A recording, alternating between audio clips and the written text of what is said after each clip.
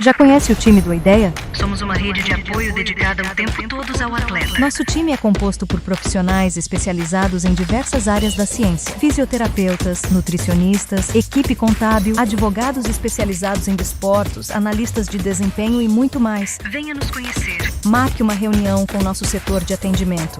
Nossa missão é cuidar e planejar a carreira do atleta para que ele possa focar no seu desempenho dentro de campo. Ideia, educação e performance.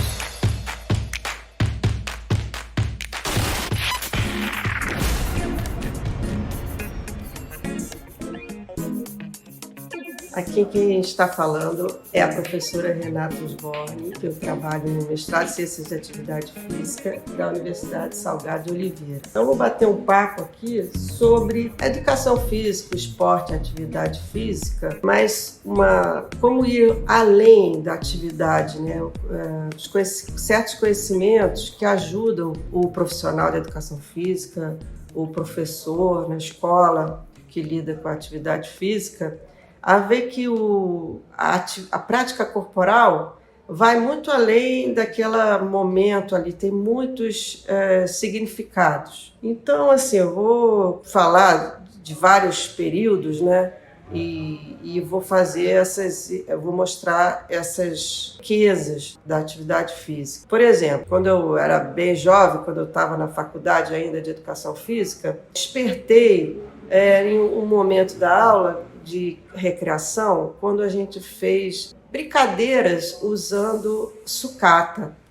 E naquela época, era uma época preparatória para a ECO 92, e eu fiz muita ligação, né, de trabalhar com resíduos sólidos de forma criativa, e aquilo tinha uma interdisciplinaridade com o que na época a gente chamava de educação ambiental. E aí eu criei projetos, comecei a trabalhar esse projeto, aí também aprendi a fazer reciclagem de papel, então eu fiz um pacote, vendia esse pacote para o SESC e para outras organizações. A gente fazia, então, essas atividades recreativas e com esse significado, né, do meio ambiente. Então, logo depois teve a ECO 92, eu fiz um mestrado que era sobre a questão social e humana dos resíduos sólidos em um contexto de educação ambiental. Então, lá depois, eu vou dar um pulo para 2004, quando eu fui convidada pelo Dr. Alfredo Faria Júnior para integrar um grupo que estava começando um programa de pós-graduação em Ciências da Atividade Física na Universidade Salgado de Oliveira. Esse professor, que eu tenho muito carinho, ele já faleceu, mas ele foi realmente muito importante afetivamente e também na área de educação física. E ele me deu todo o acolhimento para trabalhar no programa o esporte ligado ao meio ambiente, né? E naquela época ele até me deu um livro que eu gostei muito, o livro era de 1997 e falava de como o esporte tinha se desenvolvido em direções erradas e a ambivalência do esporte, que ele podia ou ser mais um fator que destruía o meio ambiente, mas também podia, por outro lado, contribuir para a regeneração, para a conservação do meio ambiente. Então, falava muito ou você é parte do problema, da solução, mas, de qualquer forma, falava na questão dos limites, né? Então, reconhecer que, para a gente poder ter uma ação mais restauradora no planeta, que a gente tem que reconhecer limites, né? E direcionar o desenvolvimento do esporte numa orientação melhor, né? E aí, depois do início desse programa, né, e que eu estava trabalhando com essa questão no programa, aconteceu um ano que me marcou muito, que foi 2005, quando as Nações Unidas proclamaram o 2005 como o Ano Internacional do esporte e da educação física. E aquilo me impressionou, que eu falei assim, nossa, as Nações Unidas, porque as Nações Unidas é uma organização internacional de peso, né? Como é que as Nações Unidas está dando tanto valor à educação física e ao esporte? Aí até foi engraçado, porque eu comentei no grupo, né, isso do ano, e o colega falou assim, não, isso deve ser as Nações Unidas, não, deve ser a Unesco. E como se fosse algo menor. Mas, na realidade, realmente eram as Nações Unidas, porque as Nações Unidas dizia na época que várias das suas agências, né, vou dar um exemplo, por exemplo, a Organização Mundial da Saúde, a OMS, a Unesco, a outra que era ligada a refugiados, a UNAIDS, todas tinham projetos esportivos. E aí eu fui pesquisar, né, e vi a riqueza dos programas esportivos nessas agências. Por exemplo, tem programa esportivo em campo de refugiado, que a criança está lá e vai fazer o basquete. Aquilo é uma forma de terapia para a criança, né? Porque ali ela está concentrando naquele jogo, naquele momento, onde ela pode esquecer um pouco o trauma, e dali ela começa a sonhar coisas para o futuro dela. E também o esporte é um laboratório, né? Ali ela se conhece, né? Porque ela vai ter comportamentos ali, vai poder entrar em contato, e uma atividade saudável que tirava ela daquela agonia de estar nesse momento de pós-trauma e transição para uma outra fase da vida. Então, tinha também projetos na África, por exemplo, que tinha projetos esportivos, onde naquele lugar também se fazia uma assistência com relação à prevenção da AIDS. E aí eu fui entendendo que as Nações Unidas, nas suas diversas agências, usam o esporte e a educação física como plataforma para vários outros assuntos, né? Então, na época, a ideia do Ano Internacional, o secretário da época, Kofi Annan, falava que o esporte é uma linguagem universal, que ele une pessoas. Então, tem todo esse senso de comunidade no esporte, tem os valores do esporte.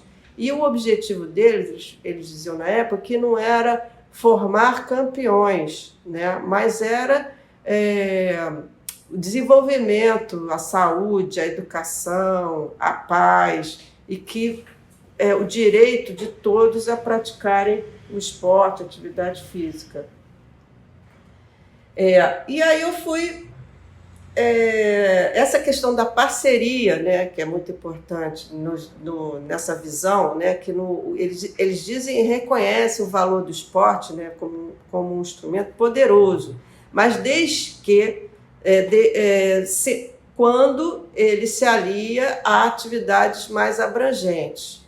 Então, assim, muitas vezes na educação física tem um pensamento assim, corporativista, né? Não, essa é a área da educação física, não é a área da fisioterapia, ou não é a área dessa outra disciplina. Eu acho que a gente tem que ter uma outra forma de trabalhar. Sempre que puder trabalhar em conjunto, deve-se trabalhar em conjunto, em atividades mais abrangentes.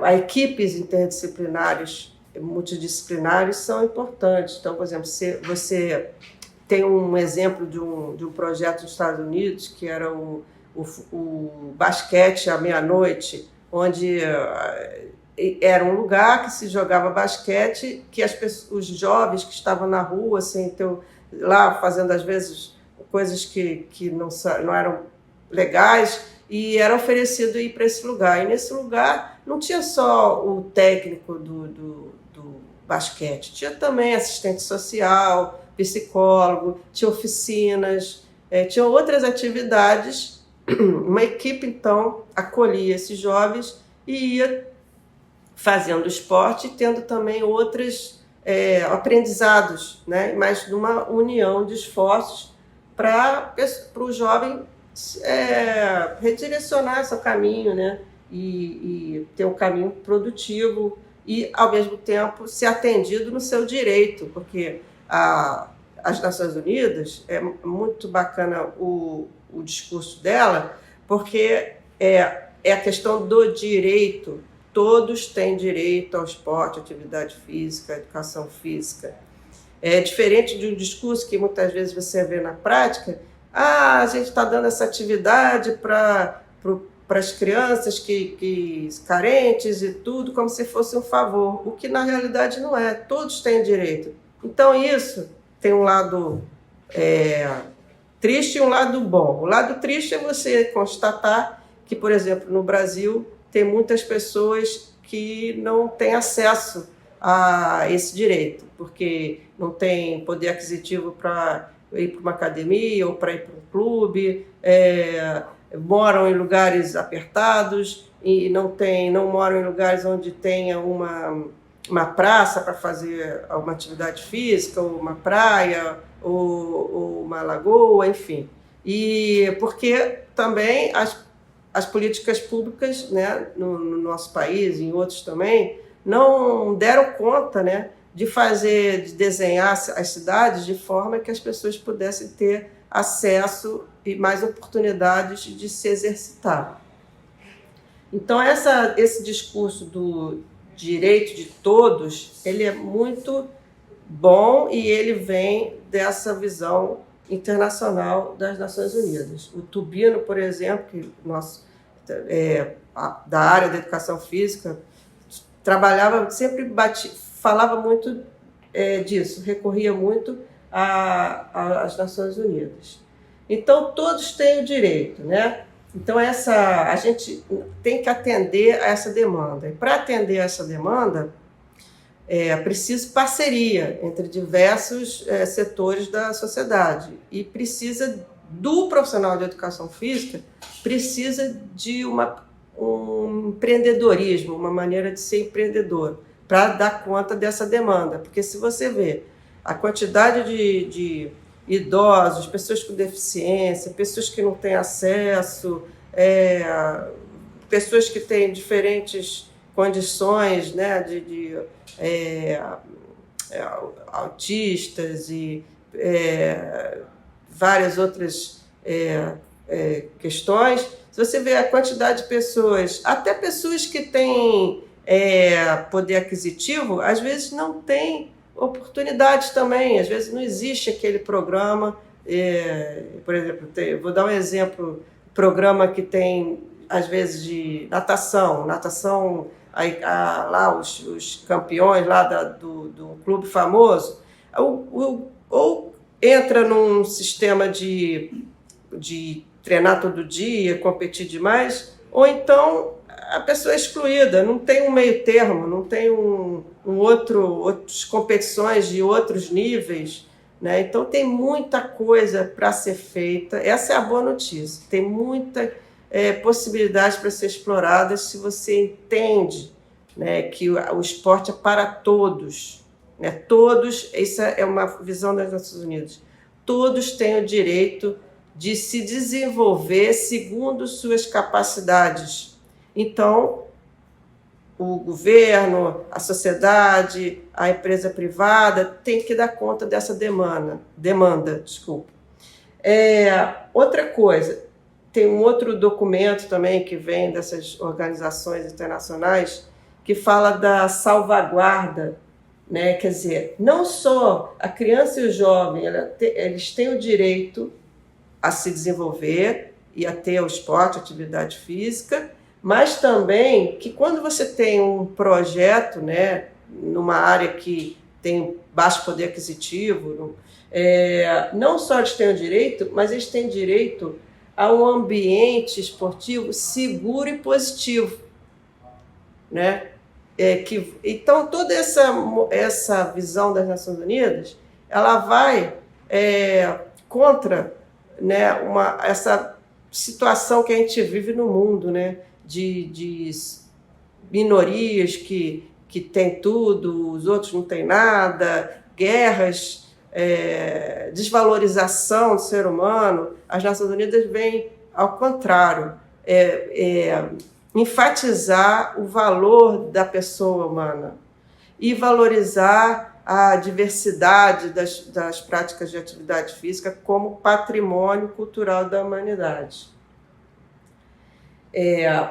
A escola, por exemplo, tem um documento das Nações Unidas também sobre educação física de qualidade, porque eles defendem que a escola, para muitas crianças e jovens, é o único local onde ela vai ter oportunidade de entrar em contato com essas atividades, né?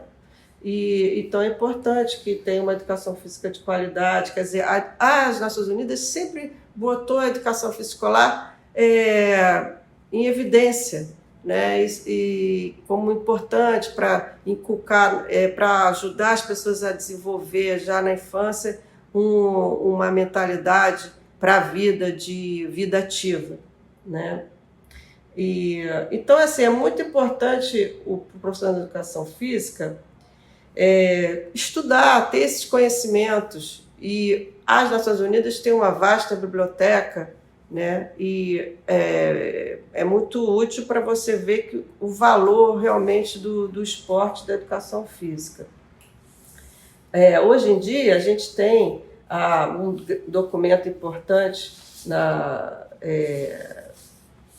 das Nações Unidas, a Agenda 2030, que é de 2015 a 2030. E nessa agenda, o que é essa agenda? Ela visa acabar com a pobreza e a fome, e a ideia de que todos tenham a vida próspera, tenham uma vida próspera e plena, que ninguém fique deixado para trás, que a importância de proteger o planeta da degradação e promover a paz e a justiça. E nesse documento tem lá um parágrafo dizendo que o esporte é um meio, uma forma de contribuir. O esporte pode contribuir para o desenvolvimento sustentável. Então, são 17, a agenda tem 17 objetivos de desenvolvimento sustentável.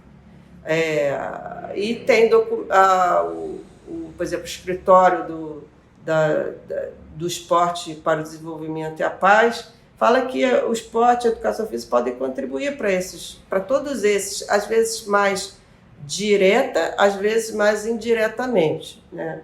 Os principais, no entanto, os que eles têm mais, que tem mais ação, são a educação física de qualidade, a igualdade de gênero, saúde e bem-estar, o ligado à paz, até o de fazer cidades mais inteligentes, porque o professor de educação física, o profissional de educação física pode ajudar a pensar cidades que tenham ambientes mais acolhedores, que propiciem espaços que as pessoas possam possam exercer o seu direito de fazer o esporte e atividade física. Essa Agenda 2030 tem metas, 169 metas, e é uma continuidade, porque antes da Agenda 2030 tinha os Objetivos de Desenvolvimento do Milênio. Mas sempre o esporte se posicionou em relação a esses documentos. Então, por hoje é o que eu trouxe aqui para essas ideias que eu trouxe aqui para conversar com vocês. Mas, enfim, eu espero ver vocês em outras falas, outros encontros. Obrigada, tchau!